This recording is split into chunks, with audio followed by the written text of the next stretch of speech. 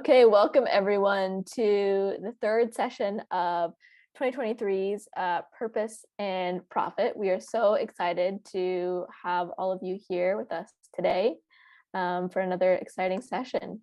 In today's session, we're going to be talking a lot about food distribution, so food delivery and distribution. As many may know, that food distribution accounts for millions of tons of greenhouse gases that are emitted into Ontario.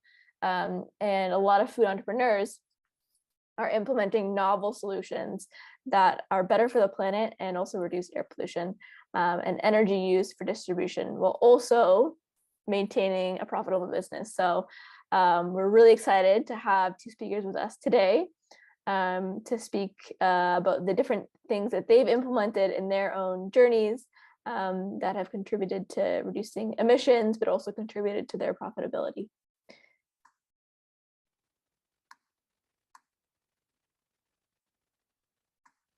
There we go. So before we dive in today, I'd like to take a moment to acknowledge the land that we're all sitting on here today.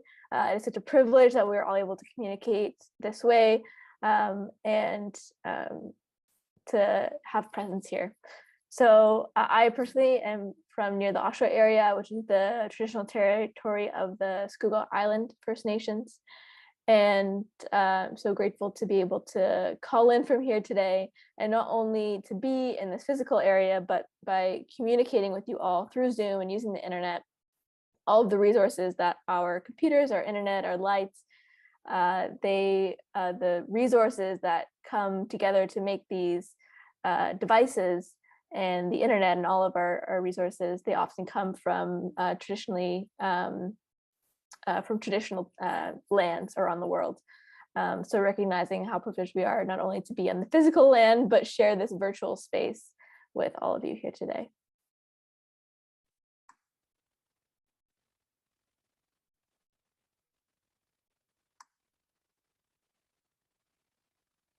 So on the agenda for today are two fabulous speakers, Simone Weinstein and Jeff Pastorius. So we will begin with Simone, who is from The Conscious Kitchen, and then we'll hear from Jeff, who is from On the Move Organics. At the end of today's session, we will have some time for breakout rooms where you'll be able to speak to today's speakers, ask them any questions that you may have. This is really a time for you to get to kind of pick their brains a bit and have some really thought-provoking discussions. And we may also input a couple questions into the chat to be kind of thought-provoking to stimulate conversation if you didn't have any specific questions, but we always welcome this time to be a time for you to ask questions. And at the very end, we will maybe hear from a couple people if they'd like to share what they spoke about, as well as we'll be doing an ending poll.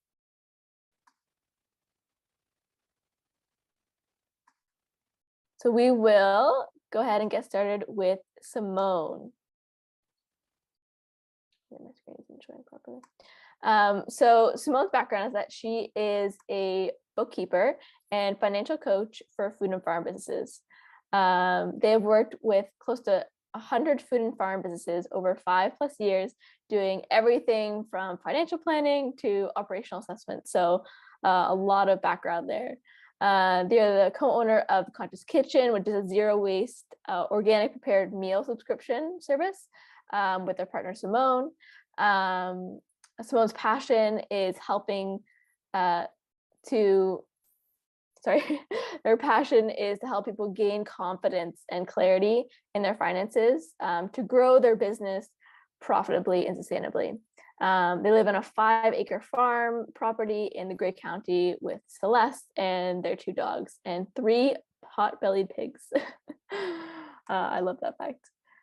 So we were hearing first from Simone, and then we'll be hearing from Jeff. So a bit about Jeff is that he has worked for over 14 years to rebuild a resilient local sustainable food system in London, Ontario, based on regenerative agriculture and meaningful relationships. So in 2008, he founded On the Move Organics, and in 2012, he co-founded the Root Cellar Organic Restaurant.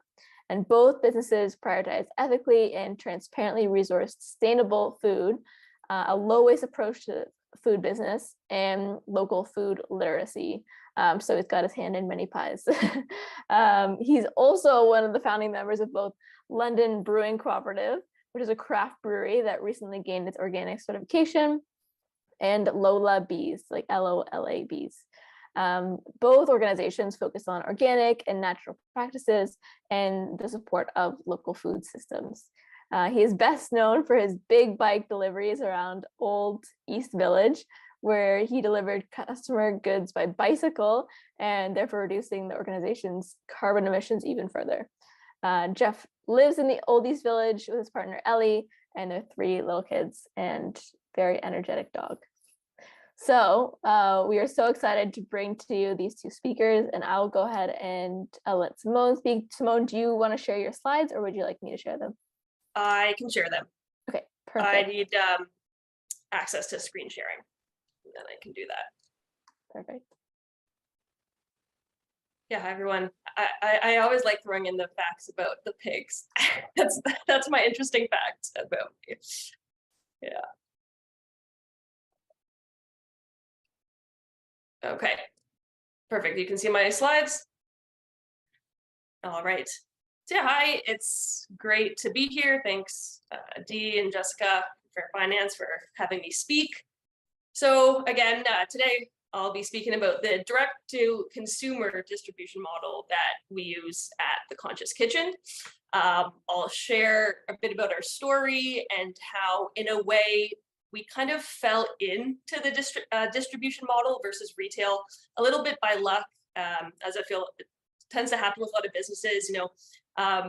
We kind of made the final decision literally weeks before the pandemic, and you'll hear partly also thanks to Fair Finance Fund. Sometimes a rejection is kind of a blessing in disguise, so you hear a bit about that. So yeah, a little bit of luck, but also, as I'll share, there's just some simple financial tools that we used, as well as an understanding of shifting consumer habits to help make the decision. So just to start off by situating myself, I'm calling in from the traditional territory of the Saugeen Ojibwe Nation, what is also known as Grey County. And yeah, very fortunate to be on a beautiful 5-acre farm here. So before I share a little bit about me, I wanted to start off by introducing Celeste, who you heard about in the introduction, because she was really the founder and the visionary of The Conscious Kitchen. So most of the content you'll hear today, honestly, is like the brainchild of Celeste. She couldn't be here with us today, but she started the business a year into the start of our relationship. So I've kind of been there from day one. Now I'm co-owner, kind of myself, so a bit more kind of involved in the day-to-day, but obviously, yeah, I can speak to the business pretty well, and you'll see have some of that background in the food industry that I bring in as well. So a bit about me, and yeah, I figure I didn't know what to put on the slides, so I had to put 2 pictures of myself, and the vehicle I chose, obviously pictures with vehicles, because they will be more relevant as we go through the content. The Subaru will be relevant, and then you'll see in the second picture that van obviously was our first delivery van.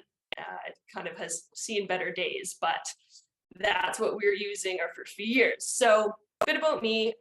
Before joining Celeste officially in the business in 2021, yeah, I was working 5 years with food companies across Canada, small and large, on sustainability, kind of financial planning, operations, and really obviously enjoyed working with the small companies a lot more than some of the larger multinationals. So kind of left that, joined Celeste in The Conscious Kitchen.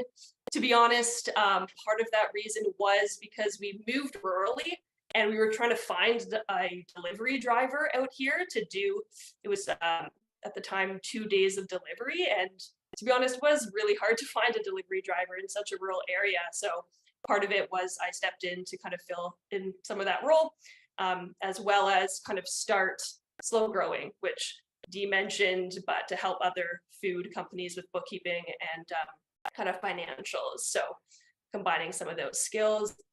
And yeah, I guess the rest is history. So about the Conscious Kitchen. So again, Celeste founded the business in 2019. She founded it right out of university, didn't want to work kind of minimum wage jobs, had the entrepreneurial kind of personality. So started the business. It's a freshly prepared meal delivery service. So customers are typically ordering about 3 to 5 meals per week, either for themselves, them and their partner, or their family. Again, they order the week before. We deliver right to their homes on there's 3 delivery days. So Guelph, Kitchener, Waterloo, and then Collingwood area. Celeste started with $10,000 of personal investment. She started in a shared kitchen with another business owner. And now we're just about finishing our 4th year, doing, over $350,000 in sales per year. We have a team of 2 employees and us, and we moved our commercial kitchen to our farm property. So now everything is produced kind of in our basically basement commercial kitchen, which we got loan from Fair Finance Fund to. We're planning on the expansion in the spring. So that's kind of where we are today, and it's all reusable containers that are exchanged at the next order. So the choice to deliver. So again, part of the choice to do a delivery model was a bit by luck. So when we started the business, people were asking for meals. We kind of started, again, they either picked up from our house or we delivered in our Subaru, which don't tell public health. That wasn't our first year. Again, you kind of do what you have to do, but that is not safe. So again, started small. We were looking at retail zoning for the commercial kitchen, but it wasn't zoned retail, so we couldn't have people picking it up. So that's why the choice was then to deliver. As it turns out, again, at the end of our first year, we were thinking about a retail space. Celeste had a vision for like a zero waste bulk store. And we actually looked at retail locations and applied through Fair Finance for a loan to then kind of create this brick and mortar store in February 2020. They rejected our application, thankfully. So we didn't sign any lease. And then obviously March 2020, we were very appreciative that we were doing delivery and not brick and mortar. So we invested then instead in this cargo van. It was about $25,000 used van, and financing. We got help from my family to finance it. So obviously there are some capital costs. So want to be transparent about all that. So yeah, it was about $25,000 financing help from my family. So why we like delivery. So delivery works really well for us for a number of reasons. One, we aren't customer service people. I say we don't really like being in front of people for long periods of time. It is quite draining. So delivery allows us to drop off the food, keep going.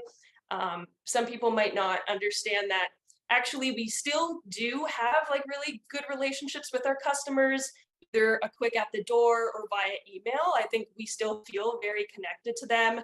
And for example, like at Christmas, people left cards for us and like gifts and things at the door. So you still can build those relationships even if you're doing delivery.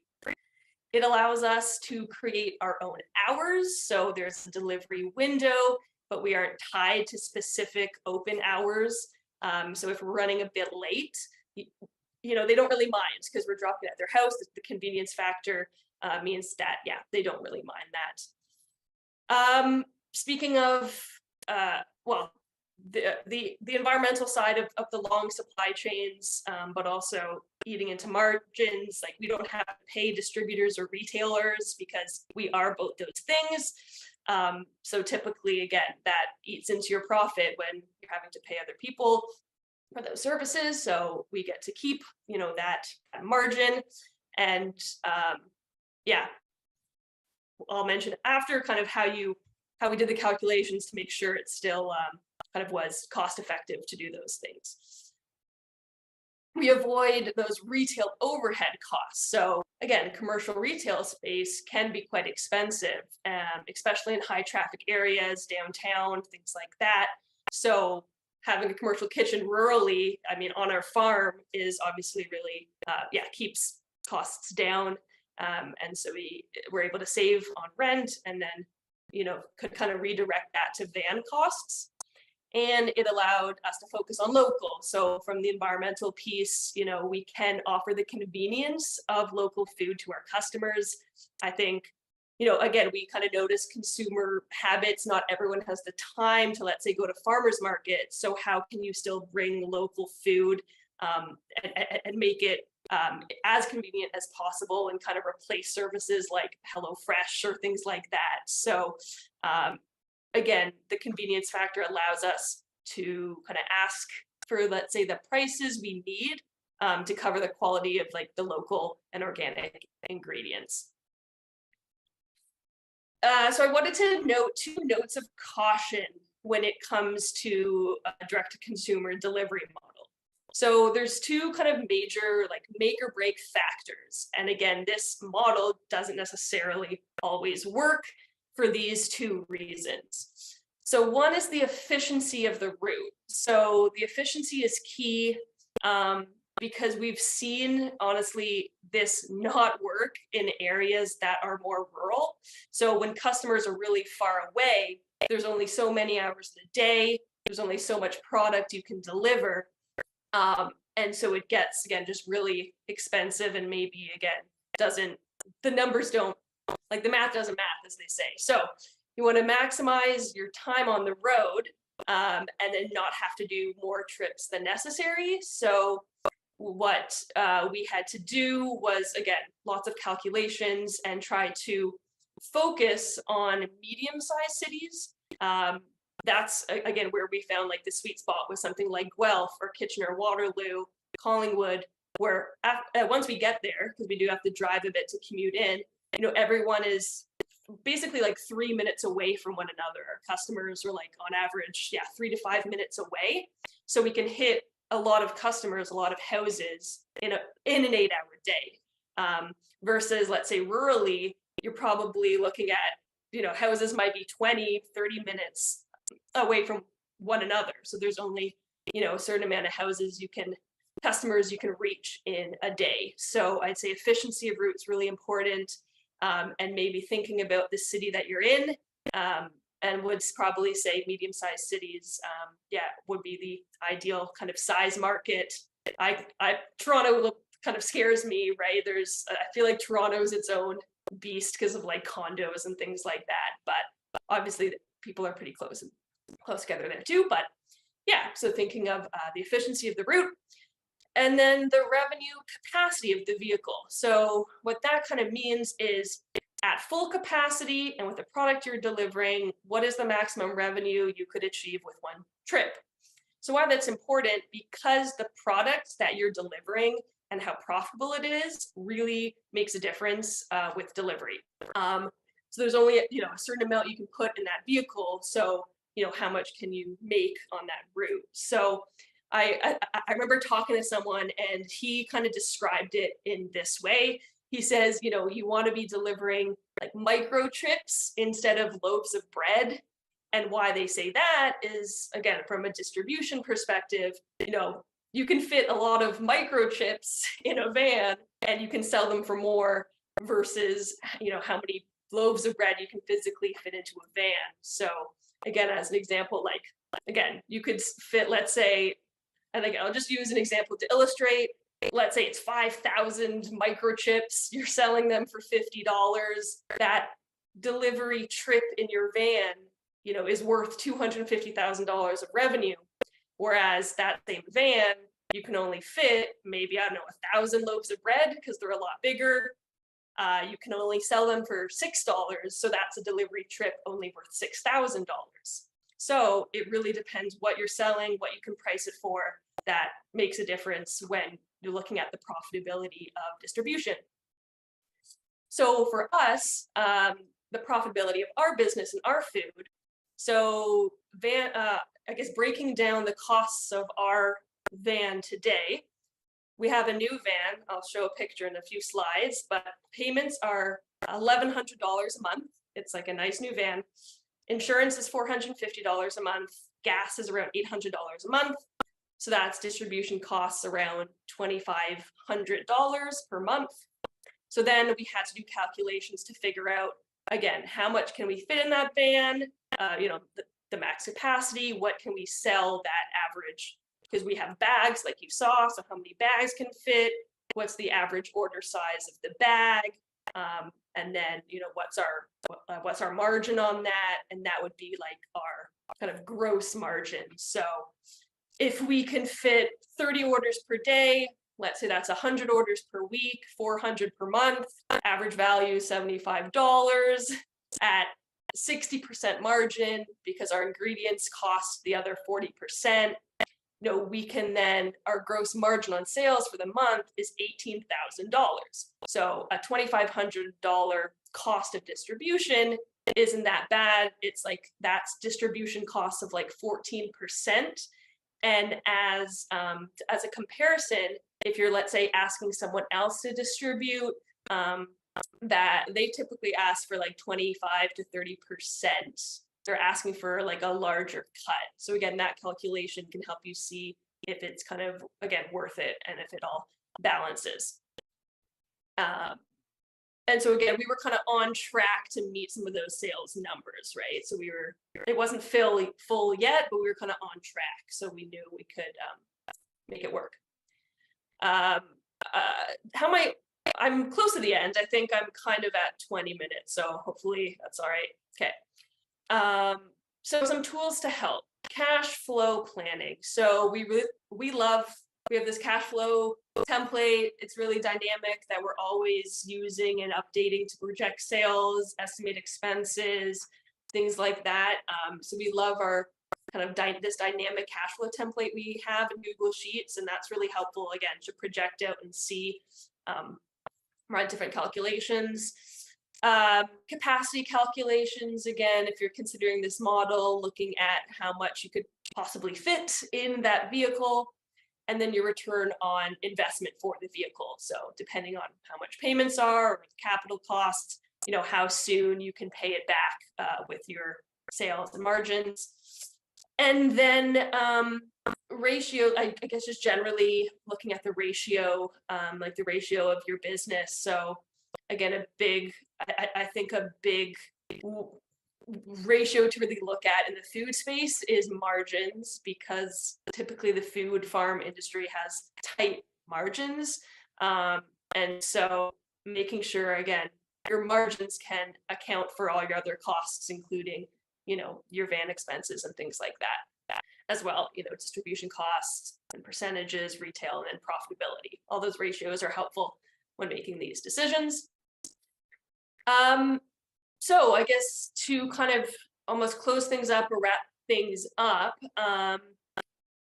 to summarize the elements that really made this model possible for us, and then also the factors that allowed us to continue to grow, eventually be able to finance this vehicle, are basically as follows. The one is that, to be honest, the only way we were able to have, again, the margins, the profitability to grow and invest in this was having a high value add product.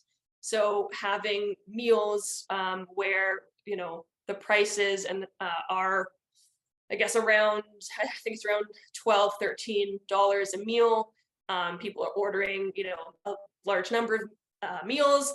Our margins are around 60%. So 40% goes to ingredients and packaging, which is pretty good for the food and farm. I feel like oftentimes, again, depending on the type of product you're selling, let's say if it is a loaf of bread, you might be seeing margins around 40 to 50%. So the high value add product, honestly, I think is the reason why we are able to grow the way we're able to grow. So that margin, again, a bit more just about our numbers, because I think that's always helpful to know. In year 2, Celeste started taking home an income. First year, everything was reinvesting. year 2, Celeste was able to take $1,500 home a month. Her salary is $4,500 a month. So it's like a proper salary that she's able to pay herself. And again, we were able to incrementally then invest and buy more equipment. We purchased about $50,000 in equipment in the first 3 years through business profits. The only other investment that's not insignificant was $25,000 to finance the first van from family, as well as $100,000 to finance our home, which we then moved the commercial kitchen to. So again, external investment, transparency is important. That all kind of definitely helped make this possible. But again, definitely the business model allowed us to continue to reinvest. So to summarize everything, honestly, yeah, delivery, distribution, direct to consumer has really worked well for us. Luck definitely played a role in it. The margins of our products were really kind of important and what allows us to grow our business. And again, tools like cash flow, calculating the capacity of the van, and really then also understanding your customers, what they're looking for, what they're willing to pay for your products, that kind of thing can help you grow your business, and also in the end, obviously support the local food system, and yeah, able to kind of provide good organic local food in a way that customers are looking for. So thank you very much. And yeah, feel free, you can connect with the business, the Conscious Farm Kitchen. You can see our website, Instagram, and you can also email me. But yeah, I'll be answering questions at the end. So thank you very much.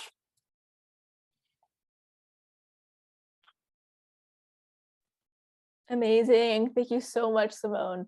There were so many pieces of the presentation that wouldn't normally like think to factor in. Like, I love how you talked about having the like what is the actual value of the vehicle in terms of what you can fit in there, which is something that is not maybe intuitively something you would think about, but is actually really, really important. So I think that'll offer a lot of insight for people to be able to, if they're also doing distribution, to think about that and where they're going and all those details. So thank you so much. And yeah, any people start to think about questions that you'll be able to ask at the end.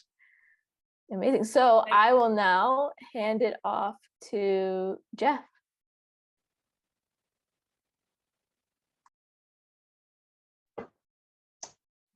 Hello. Thank you, Simone. That was really interesting. I got a chance to check out your site, and it looks like a lot of delicious food. So really cool project you're doing there, and congratulations. That's incredible. And thanks Fair Finance for inviting me to speak, and all the amazing work that you do at your organization. It's really enjoyable to check out your site and see all the farmers that are like just doing so well thanks to access to financing, which is actually really a hard piece of the puzzle. So that's really cool. All right, I'm going to just jump in here and share my screen. If I don't,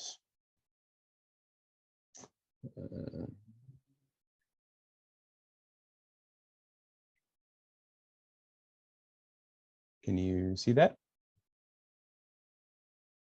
You're good. Thanks. Okay. My name is Jeff Pastorius, and I'm here representing our London, Ontario food collective, On the Move Organics, London Brewing, the Root Cellar Organic Restaurant, and Lola Beads. I represent a collective of closely related sustainable food organizations in London's Old East Village. Each organization is focused on a facet of rebuilding our local organic food system, and each organization exists within and supports a value-based food chain. Here's a quick intro to the main 4 organizations for those who are unfamiliar with what we're up to.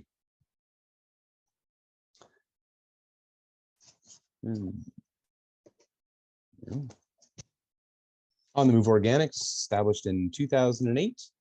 At On the Move, we focus on local and sustainable food procurement and distribution through nourishing, meaningful relationships with small-scale farmers and artisanal food producers, On the Move is really the heart of our collective and incubated the other organizations.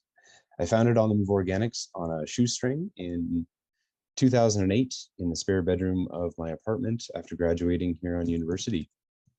Through On the Move Organics, we work to address climate change through the redevelopment of our local organic food shed.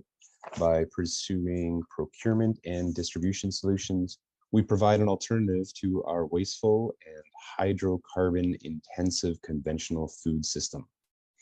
On the Move also operates the Community Food Box Project, a free food delivery program for low-income families, and On the Move Eats, home meal replacement and food service kitchen beside London Brewing in the tap room that utilizes grocery and produce shrink streams to help close the loop on food waste within our collective. At On the Move, we like to take unconventional approaches, like building North America's longest bespoke cargo bike to offer zero-emission home delivery. We'll come back to the bike later on. London Brewing Cooperative was established in 2014. At London Brewing, we rethink beer as an agricultural product, focusing on local and organic ingredients. In 2018, London Brewing achieved a very rare organic certification. London Brewing was recently awarded the Worker Co-op Best Practices Award by the Canadian Worker Cooperative Federation for our practices around the use of organic and local ingredients. The Root Cellar was established in 2012, and Root Cellar is London's only local organic restaurant, serving farm to fork food sourced through On the Move Organics. And at the Root Cellar, we created a space to more intimately tell the story of local food. In developing and operating the Root Cellar, our group spent a lot of time rethinking how a restaurant, normally a space that produces enormous quantities of food waste, can operate sustainably. The Root Cellar closed in the early days of the pandemic, but we've been busy reimagining what new form it can take. Lola Bees, established in 2019, is a natural urban beekeeping nonprofit where we practice natural beekeeping, offer community workshops and educational opportunities around honeybee and native pollinator health, and approach beekeeping as an act of environmental stewardship. Oh.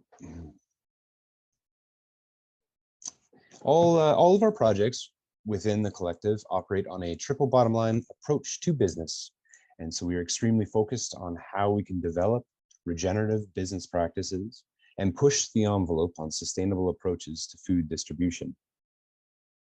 With that in mind, I want to share 3 ideas with you.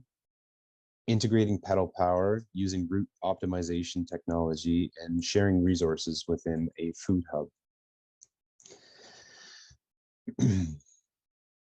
On the Move Organics was started on a shoestring budget where environmental activism, youthful socialist enthusiasm, and newbie business acumen converged. While I was fortunate to have an old pickup truck that my father left me to use for procurement, I didn't have a short-range delivery vehicle that would be a low-carbon solution. I started with a jalopy of a bicycle trailer in the summer of 2008. And in fact, I borrowed a friend's home-built sort of Mad Max-esque low riding trike to pull the trailer in the early days. It was complete with welded spiked handlebars and spiked wheel hubs. It's a wild looking thing. Definitely not on brand for what we were selling, but it was fun. I worked with a local builder in the fall of 2008 and into the spring of 2009 to build a custom delivery solution. We used found materials mainly, including tent poles found at the side of the road and an old bike parts destined for the landfill. We ended up with the 11-foot long cargo bike that you see in the photos. As the program expanded, I was frustrated. I couldn't fit more than 12 to 15 deliveries at a time on the bike. So we welded a hitch to the back of the bike, and I attached the original bike trailer to max out the run at 25 to 30 deliveries. As any normal person would have and did point out, it's far too much for a person-powered delivery machine. And it was, so that was not a solution. I look forward to returning to the idea of expanding our bicycle human electric powered neighborhood fulfillment vehicles with new e-bike technology evolving so quickly.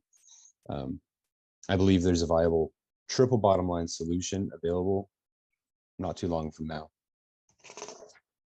Our delivery bike, while not in use to the same degree these days, continues to operate through the Old East Village and a few adjacent neighborhoods in season.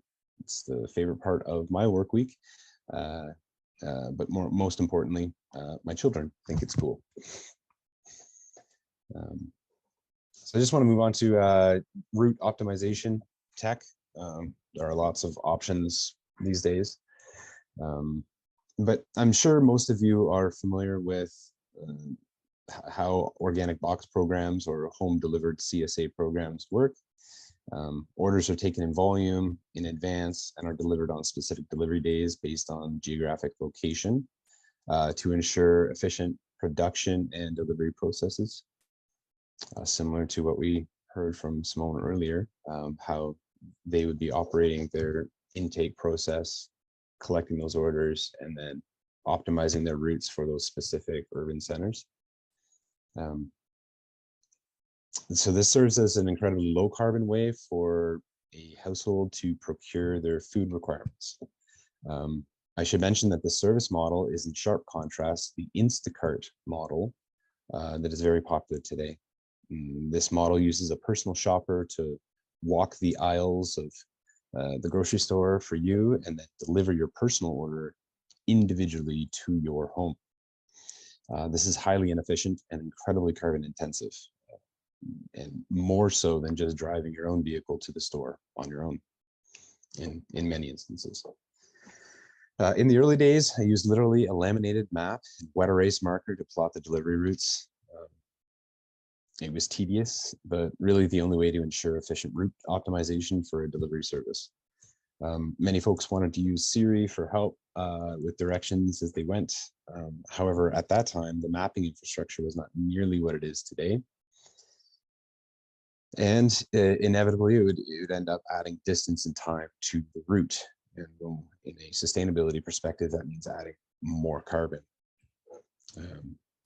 Whereas if they would have plotted it kind of old school, as it was originally being done, and learned how to navigate the city efficiently, they would have saved significant distance in their delivery runs. In 2018, we initiated the use of a routing optimization app from the folks at Routific. They're based in Vancouver.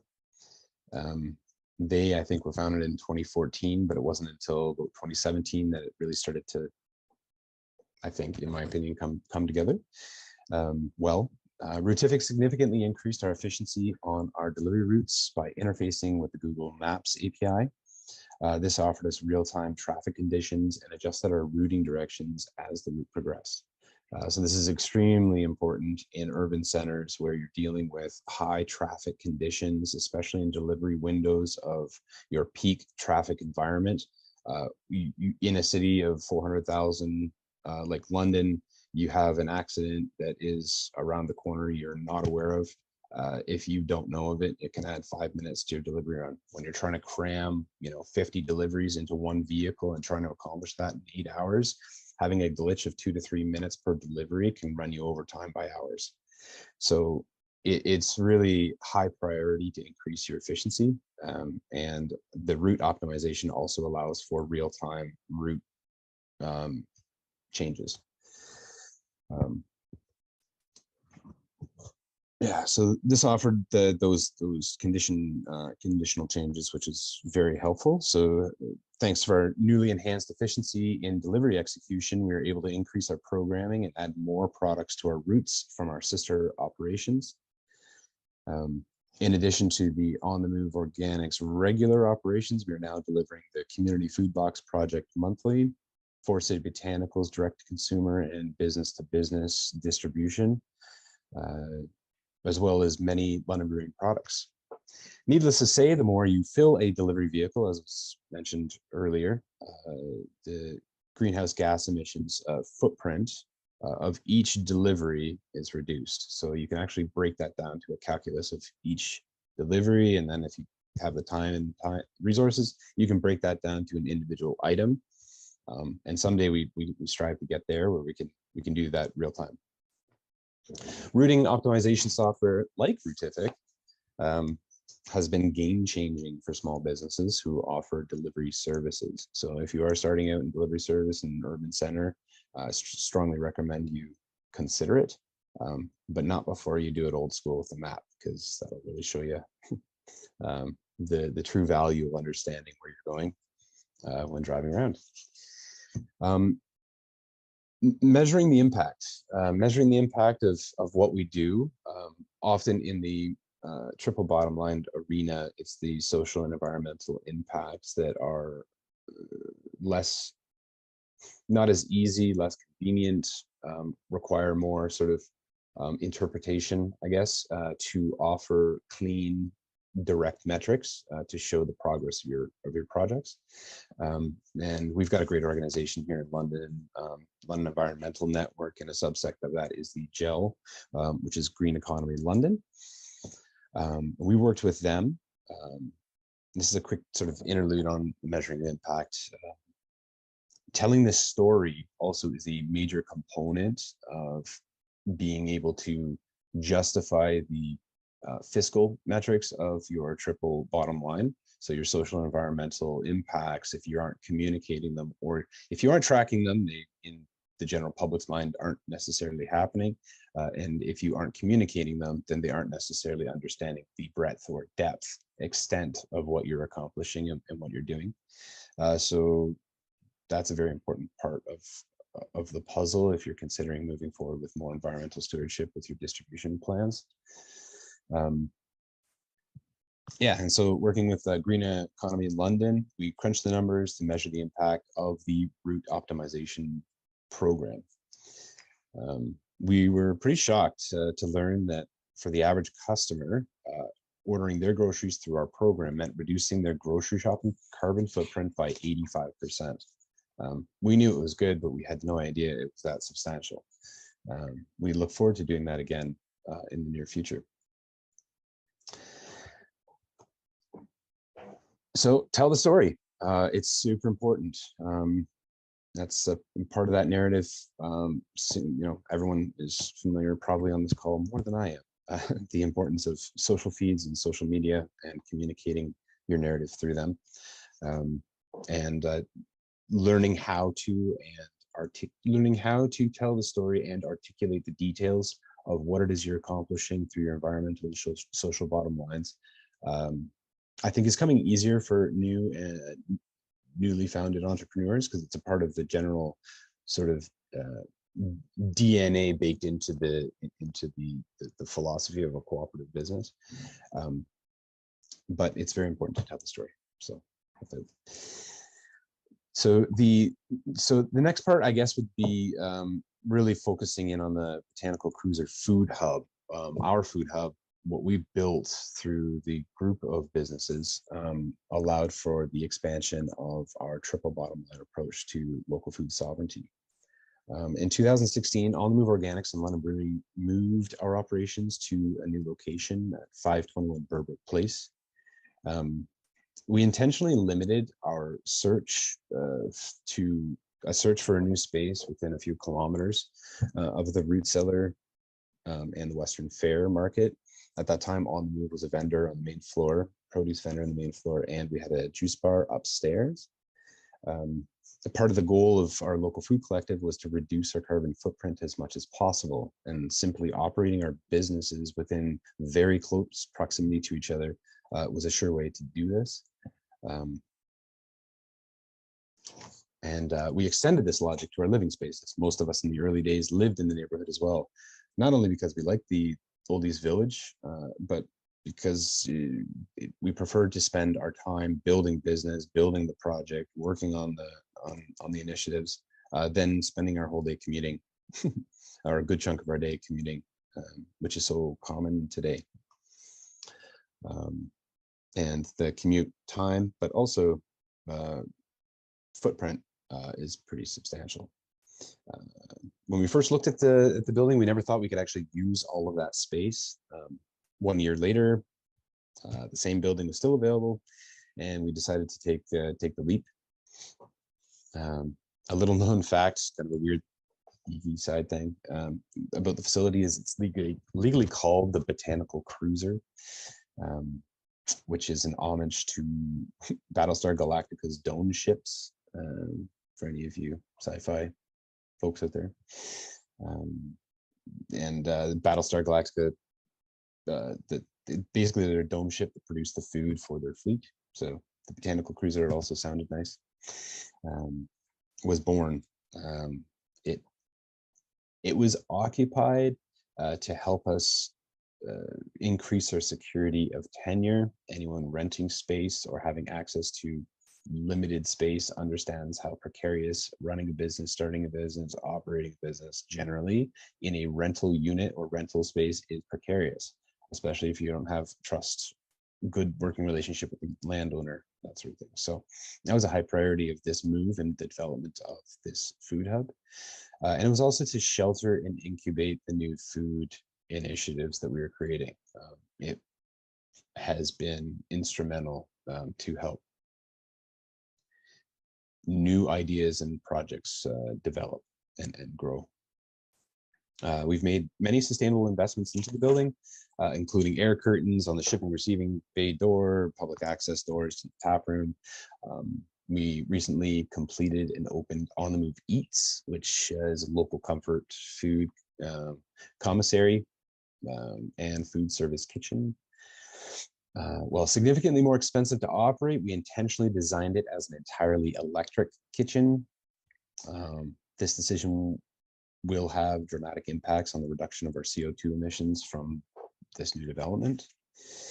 And a big chunk, it's at the end here, but I'll move quickly, is compost. That's a major component of the two-way migration of our procurement activities. Since the beginning of On the Move Organics, this has been a priority to divert as much, if not all, compostable waste created through our programs away from the landfill. In the early days, I composted everything in my home rental unit's backyard. But of course, this became overwhelming quickly, and the landlord had very little patience for it. The next iteration was to bring the compost with me to the farms as I was doing pickups. This was an excellent solution for many years until we opened the Root Cellar Organic Cafe. The compost production of the kitchen, as well as napkins, table scraps from the front of the house, was overwhelmed the system very, very quickly. With this volume, we struggled with maintaining sanitary conditions for our returning fresh produce through the procurement, through the pickup. And yeah, I mean, you can imagine it quickly, if you're not moving it on a daily basis, it becomes pretty stinky. It's just it's a messy thing. Anyone who's worked with any real volume of compost, especially from the front end of the table service environment, completely can attest to how messy this can be.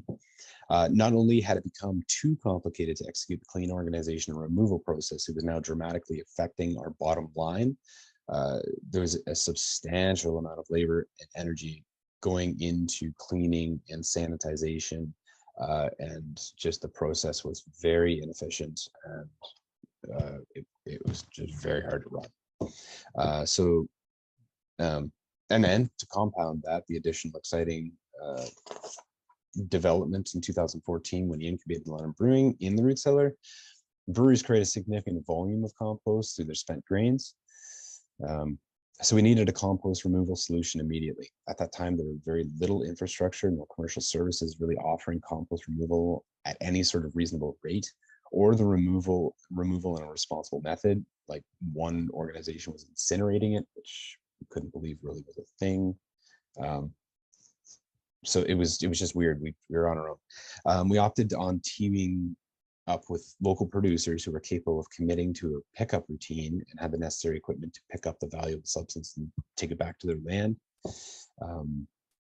The farmer compost pickup process evolved from there, and now the Wisnowskis, which is our main partner, they come on a weekly basis to fill up their full trailer and full-size pickup truck with feed, and with the feed that they use, so grains and compost for feed for their livestock, but also for soil amendment for their fields. The problem, this new process requires a special trip with a giant pickup truck to drive an hour and a half total driving time to fulfill the compost diversion program. This is a lot of CO2. We wanted to do better. So we're in the middle of sourcing a demonstration size commercial rapid composter that will process approximately 25 to 35% of the Botanical Cruiser's compost creation into a usable soil limit. We will be able to process 100 pounds per day, 7 days a week with this machine. The soil amendment will be used in the On the Move Organics Lola Bees micro-urban pollinator and vegetable farm across the street. We're super excited about that. If we're able to prove that this on-site system is viable and achieves a significant reduction in CO2 through its use, we will seek out funding to scale up the system to 500 pounds a day to a 500 pound a day unit to convert the entire building's compost regime into the on-site composting system. This would further close the loop of regenerative agricultural ambitions. A little bit raced at the end there, but that is sort of in a nutshell who we are, what we're doing. We're stoked about reducing our impacts as we build our businesses. And I am more than happy to talk about anything you'd like to talk about after. Thank you. Amazing. Thank you so much, Jeff. I feel like we learned so much during that short period of time. And also, I love the insight on composting. And I'm just kind of thinking back to the smell that could probably be creating. So probably wouldn't create the most enjoyable work environment sometimes. But it's really interesting to see the evolution of you testing things out and then trying something new and testing things out. And even the compost itself for farmers is so valuable. Like one person's waste is another person's gold, right? So, or treasure, maybe the saying is. So yeah, it's amazing to see the evolution there. Oh, nice photo. Fantastic. Yeah. Yeah. One of our many composters. Awesome.